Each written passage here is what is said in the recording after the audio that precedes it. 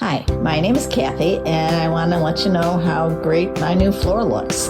That's the box that's got the information. I put this floor in my basement. I have a house that's about 100 and something years old, 105, and the floor in the basement was cement that we painted like barn red. So we did that for a long time, and now that I have grandkids, I fixed it up a little bit better. So it's a beautiful floor. It was easy to put in. It was not very expensive. The people at the customer service were wonderful and helpful.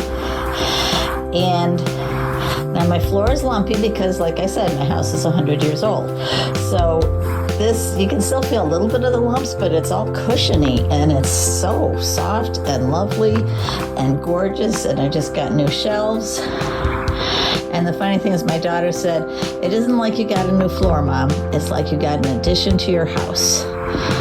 It's a little messy because it is where my grandkids play, but the floor itself is really looking very sharp, and I'm so glad I did it, and I hope you do it too.